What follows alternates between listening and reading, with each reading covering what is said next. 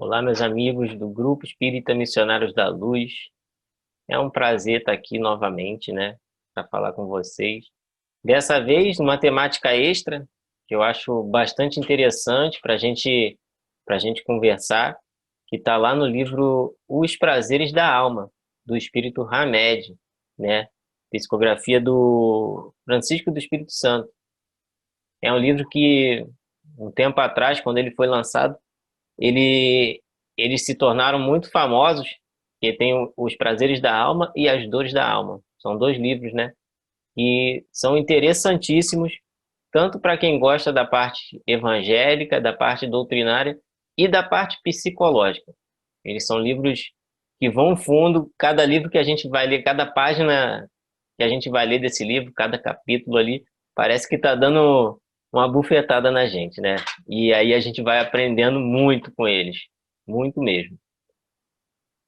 Eu queria agradecer, trazer um abraço da nossa casa, Centro Espírita Amor à Verdade, e para a gente começar o nosso estudo, a gente vai fazer nossa prece, pedir a todos que fechem os olhos de maneira facultativa, né? E agradecer a Deus por mais essa oportunidade que nós temos de estar juntos, de estar corações unidos através da tecnologia, através dos nossos pensamentos, sempre buscando nos aperfeiçoar, nos melhorar, tanto para nós quanto para as outras pessoas. Obrigado, amigos espirituais. Estejam sempre conosco, hoje e sempre. Graças a Deus, né? Bom, como eu falei, é bastante interessante esse livro, porque ele vem buscar ali na parte psicológica, ele, pela parte psicológica, ele puxa a parte tanto evangélica quanto a doutrinária, né? E nesse capítulo específico, a gente vai falar sobre aceitação. E aí a gente vai ver como as mudanças ocorrem a partir do momento que a gente começa a nos aceitarmos, quando a gente começa a se aceitar, né? O capítulo, ele parte daquela narrativa de um paralítico na entrada de Betesda, nem sei se é assim que se fala, que já estava ali há 38 anos para ser curado. O que que acontecia nessa piscina de Betesda, né? Era um local onde, de vez em quando, segundo a narrativa, as águas borbulhavam e aquela pessoa que se jogasse na água primeiro seria curada dos seus males, né? Das suas doenças. E é desse momento aí que o livro parte, que é justamente quando Jesus chega e tem um homem ali que já está há 38 anos. Se a gente pesquisar no livro da Amélia Rodrigues, a gente vai ver ela contando que ela dá uma visão geral ali de como era aquilo. Imagina a gente aqui, nós estamos em Santa Cruz. Imagina ali no centro de Santa Cruz se tivesse uma piscina dessa, onde borbulhava água, o primeiro que caísse ali seria curado. No entorno começou a surgir camelô, começou a surgir gente vendendo biscoito, vendendo coisas, né? E é exatamente isso que a Amélia Rodrigues fala. Aquilo ali virou um local de encontro. E esse homem, dessa narrativa, ele já está há 38 anos ali. Será que há 38 anos ele não conseguiu a oportunidade ainda de dar um pulinho na piscina, de dar um tibum ali, né? 38 anos, imagina isso.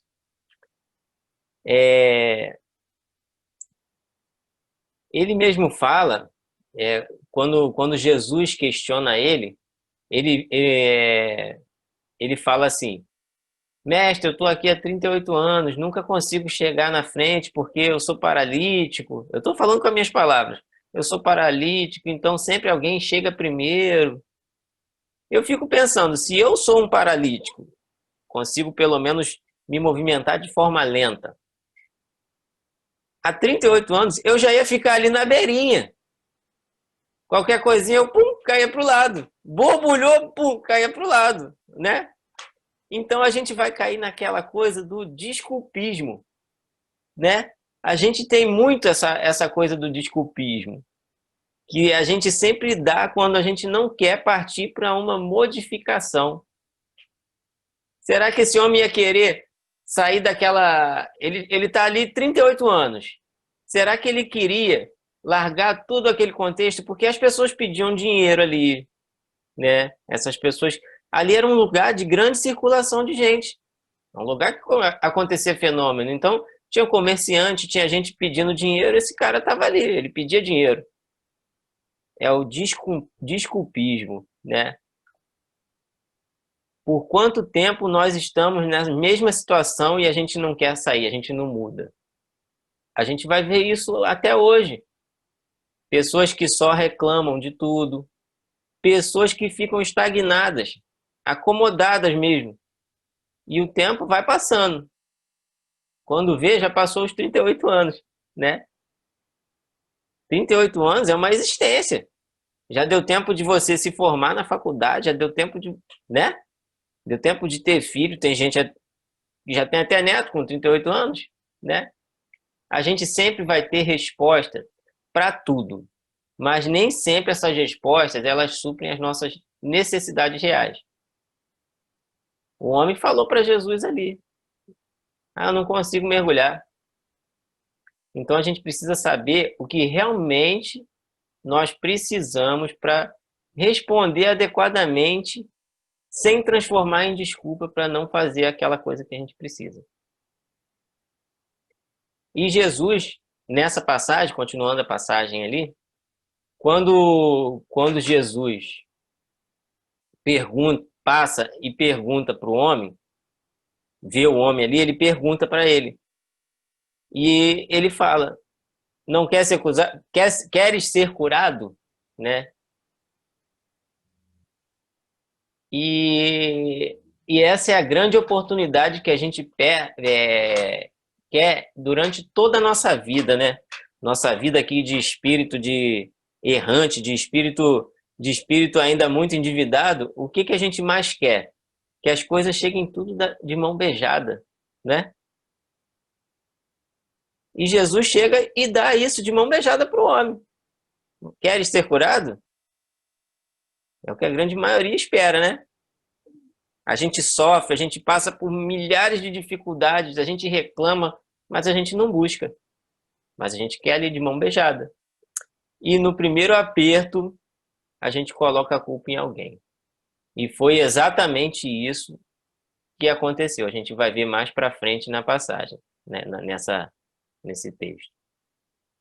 Ele depois denuncia Jesus para os judeus, porque aconteceu um fato. Aquilo era um dia de sábado. E pela regra deles, não podia ter cura no dia de sábado. E o cara, quando foi curado, Jesus fala: pode pegar tua caminha ali. Eles estendiam uma. Hoje seria um colchonete, né? Eles estendiam um colchonete. Pode pegar o seu colchonete e meter o pé. Pode ir embora. E aí ele tá lá de bobeira dentro do templo e os judeus, meu amigo, não pode ficar aqui dentro fazendo isso no dia de sábado, não. Ah, mas foi fulano que me curou. Quem te curou? Ele não sabia que era Jesus, o nome de Jesus. Tanto que Jesus aparece depois e aí ele fala: ah, foi aquele ali. Será que vocês vão lembrar de uma situação assim? A gente às vezes indica alguém para uma pessoa para fazer um serviço, para fazer alguma coisa, e a pessoa, a gente sabe que trabalha bem, mas a pessoa vai e faz um monte de besteira. Quem leva a culpa? Primeiro aperto que dá, a gente leva a culpa, né? Então, quando a coisa não sai como a gente quer, a gente culpa alguém, aquele que nos ajudou, geralmente. Indicar amigo para o trabalho, indicar um amigo para... a gente acaba rachando a cara, né? E o capítulo inteiro do livro, ele vai falar para a gente sobre essa aceitação. Que a aceitação, ela está atrelada às mudanças de atitudes. Que as mudanças de atitudes possuem dois pré-requisitos para a gente, que são a aceitação e vontade. Lá no Livro dos Espíritos, fala que a vontade é a maior potencialidade da alma, não é isso? Então, o capítulo mostra que a aceitação de si, ela está relacionada a essas mudanças, essa transformação íntima, que faz com que a gente consiga sair dos desequilíbrios interiores, que causam tantas enfermidades, tantas aflições, né? Também vai mostrar para a gente que aceitar a si é tão importante quanto aceitar os outros. E entender que cada pessoa ela está em parte diferente desse processo, né? Ninguém está na mesma parte ali do momento de modificação. Coloca a aceitação como uma ação, um agir, e não uma reação, né? A aceitação, ela é um sinal de respeito a si e ao outro. E interessante que lá no Evangelho, quando vai falar sobre egoísmo, no capítulo que fala sobre egoísmo, no capítulo 11, se eu não me engano, amar ao próximo como a si mesmo, ele fala que o egoísmo é a chaga da humanidade. Isso está nas instruções dos espíritos. Então, a gente pensa assim, os espíritos eles não usam palavras que não tenham um significado. E chaga é aquela ferida aberta, aquela ferida que precisa ser tratada. Então a gente precisa tratar. Mas onde que começa o início desse tratamento, né? Dessa cura? É justamente na aceitação. Por isso que a aceitação deve vir de dentro. E foi por isso que Jesus perguntou. Claro que Jesus sabia exatamente o que as pessoas precisavam. Mas Jesus perguntou: queres ficar curado? E aí vem uma outra coisinha. Quando a gente responde, eu quero, né? A gente está se comprometendo. Eu me comprometo a querer mudar. Eu não posso dizer que depois, o cara veio aqui e me curou, eu nem queria. Quando a gente diz que quer, a gente está se comprometendo, certo? A gente está se responsabilizando. E se aceitar, esse é o princípio da felicidade. Ele está condicionado à aceitação. Por isso, qualquer mudança ela deve partir da aceitação de si mesmo. Em qualquer grupo, se a gente for pensar, já viu aqueles filmes, não precisa nem ser em filme, né? A gente conhece isso na vida real. Esses grupos que tem os anônimos, né? Alcoólicos anônimos, narcóticos anônimos, qualquer grupo desse de ajuda, que funciona muito bem, se a pessoa se aceitar. Nesses grupos, as pessoas, quando vão se apresentar, a gente vê isso também em filme, né? Boa noite, eu sou fulano de tal, sou viciado. Nessa pequena frase, e aí todo mundo fala, boa noite, fulano, né? E nessa primeira frase já está mostrando para a gente que a pessoa está se aceitando. Ela está dizendo o que ela é. Tá bom, ó, eu sou isso. Só depois que você fala, eu sou isso, é que você começa a conseguir querer mudar isso que você é. Você está ali por um problema e você fala, realmente, ó, eu sou isso, eu tenho esse problema. Então você já está ali, já iniciou o processo de mudança. No livro Ceifa de Luz, do Emmanuel, ele vai falar que a aceitação e paciência, sem fuga ao trabalho, são quase sempre a metade do êxito em qualquer teste que estejamos submetidos, em nosso proveito próprio. Ou seja, metade do caminho é se aceitar. Se você começou a se aceitar, já é a metade do caminho. Entenderam? Nós somos criaturas a caminho da evolução. Nós temos em nós, né, questões que ainda não, a gente não trabalhou. Quem nunca viu aquela pessoa narrando algum fato, fala, gente, eu nem sabia que eu ia ter essa reação, né? A gente tem questões que nunca foram trabalhadas e que a gente talvez nem saiba. Daí a importância de sempre estar vigiando. Nós somos criaturas a caminho da evolução. Então, a gente tem diversas questões ali que a gente ainda não trabalhou dentro de nós, né? Questões não resolvidas, ainda não aceitas. E algumas vezes a gente vai levar uma encarnação inteira, a gente vai reencarnar só para resolver uma coisinha. Vai ter pessoas que levam a encarnação inteira para resolver uma coisa. Tem uma história do Chico Xavier, né? Que ele passava, tá nos lindos casos, que ele passava todo dia num caminho para ir para o trabalho e ele via 3 homens ali num bar bebendo e jogando sinuca, né? E ele sempre ficava pensando, poxa, esses homens podiam estar aprendendo alguma coisa, podiam estar estudando, vendo evangelho, sei lá, qualquer coisa, né? Alguma coisa que Chico pensaria, né? E ele sempre pensa.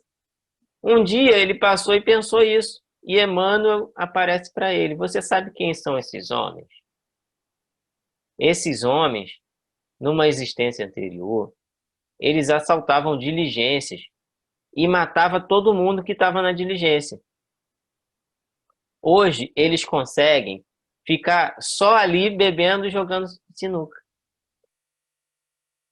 Então, às vezes, a gente leva uma existência inteira só para ir se acostumando com uma coisa, só para ir aceitando uma coisa, né? Para resolver uma coisinha que para a gente pode parecer pouca, mas olha que diferença vai fazer para esses homens. A Joana de Ângeles, ela fala muito sobre a sombra, né? A gente costuma falar muito sobre a sombra. E Jung foi o primeiro a falar sobre isso. Tanto que a Joana de Ângeles estuda com Jung no plano espiritual, né? Então, quando Jung fala sobre sombra, a gente geralmente pensa que sombra ela é aquela coisa ruim, né? Mas não necessariamente. Tanto que Jung e Joana eles falam que a gente precisa iluminar a parte de sombra. Jung fala com outras palavras, que a gente precisa tornar um ser individual. Ele fala da individuação, né? A gente precisa nos tornarmos indivíduos completos. Então, quando ele fala da sombra, ele está falando para a gente daquela parte que a gente não aceita. Já pararam para pensar nisso? E uma pessoa que é totalmente voltada para o mal ali, só pratica coisas más, qual é a parte que ela não aceita? A parte da bondade. E uma pessoa que está buscando ali se melhorar, está buscando sempre a sua melhora, a parte que ela não aceita é a parte das coisas que são contrárias a isso, na parte mais má, né? E geralmente a gente acaba jogando, vendo isso nos outros, né? Aí já é outra coisa, já é uma projeção, já não é muito legal. E como a gente está em processo de evolução, todos nós vamos ter sombras. E é por isso que é a necessidade da aceitação. Aceitar não é só dizer, tá bom, manda. Não é isso. É você reconhecer que tem uma coisa errada e aceitar aquilo ali para você se melhorar. Então, aceitar as nossas sombras é reconhecer quem somos. É trazer para nós a parte que nos falta, que a gente está tentando ali esconder, que está sobre a sombra, né? E não aceitamos ali aquela coisa ali. Iluminar-se é iluminar essas áreas de sombra. Porque as outras áreas que a gente já conhece e já consegue lidar, já estão iluminadas. Só precisa continuar iluminadas. Quando não aceitamos a sombra, a nossa sombra, a gente acaba se tornando intolerante com as pessoas que a gente enxerga aquela sombra que a gente não aceita em nós, a gente enxerga em alguém, a gente fica intolerante com aquilo. Não conseguimos ser tolerantes com aquela pessoa. E quanto mais intolerante, mais a gente está negando essa sombra que a gente tem. Ninguém reclama se uma pessoa estiver sendo boa e você também é bom. Não é verdade? E quando ouvimos do mestre ali que para ir e não pecar mais, ele está dizendo para a gente ir e aceitar a sombra que a gente tem. Quando os seus discípulos saem, né, para a divulgação da Boa Nova, né, eles são orientados. E se a casa for digna, né, aquela parte, desça sobre ela a vossa paz.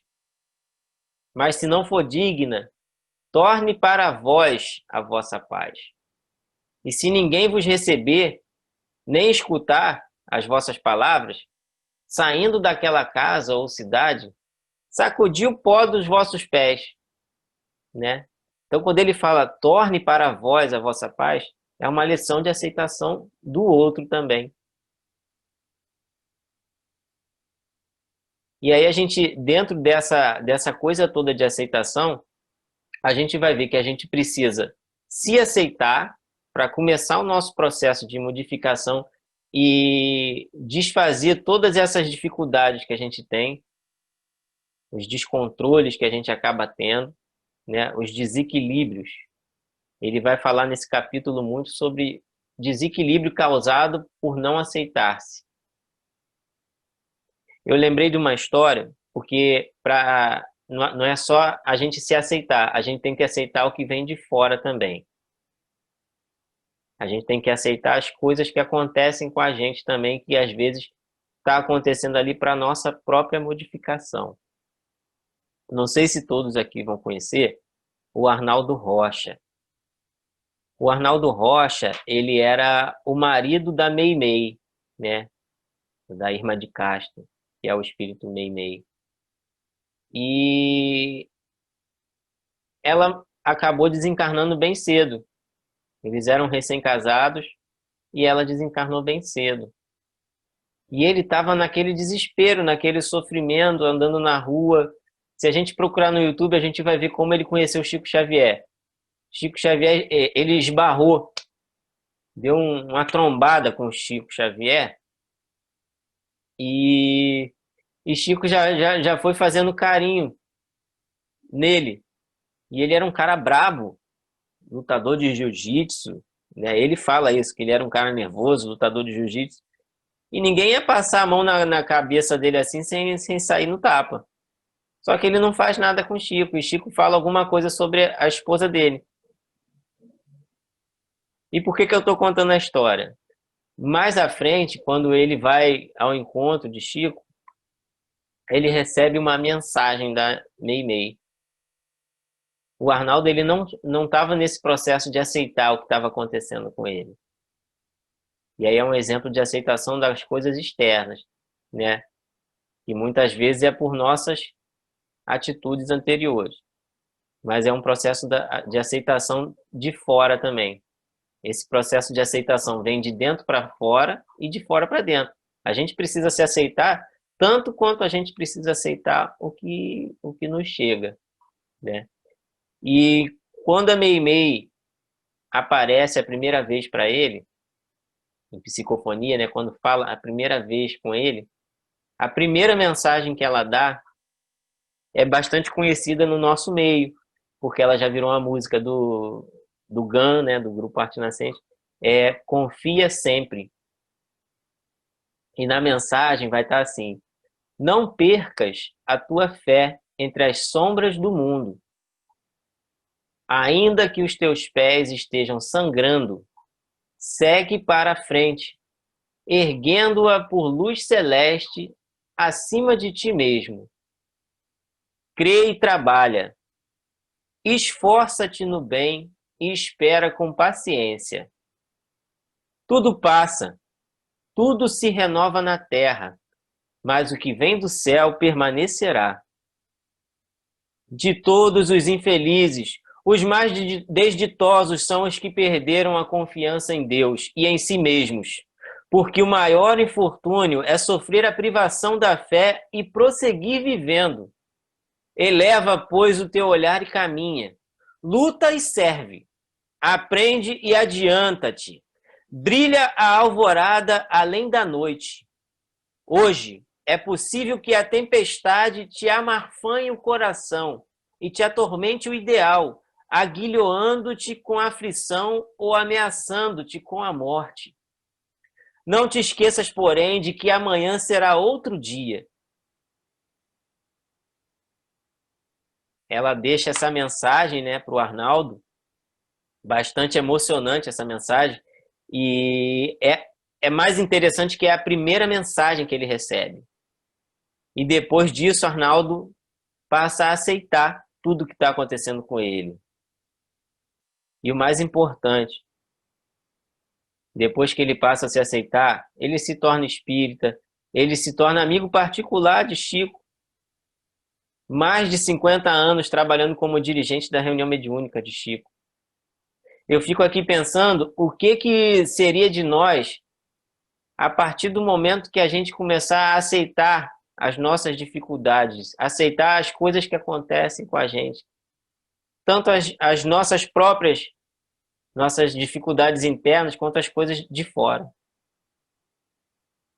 Então, meus irmãos, meus amigos, meus queridos amigos do Grêmio, aceitação. Essa é uma palavra muito importante, muito necessária para nós nos dias de hoje. Muito bem-vinda, né? Quando chegar aquele momento que deixa a gente mais desesperado, com mais dificuldade em alguma coisa, a gente pensa nessa palavra, aceitação. Eu agradeço muitíssimo por ter tido a oportunidade de falar sobre esse tema, de falar sobre aceitação. Espero que a gente saia daqui mais revigorado, buscando melhorar-se cada vez mais. Agradeço aos amigos espirituais por mais essa oportunidade de existência, mesmo que seja para mudar coisas bem pequenas para mim, para as outras pessoas, mas que para mim são gigantes. Obrigado, Jesus, por me fazer instrumento da tua paz, mesmo que seja aquela ferramenta ainda enferrujada, ainda em busca de melhorar-se. Que possamos permanecer em nossos lares, em paz, ligados a Ti em pensamento, e que nossos amigos espirituais sempre estejam conosco, nos inspirando boas ações para nossa melhoria e para a melhoria geral. Obrigado, Senhor, que assim seja. Muita paz, meus amigos.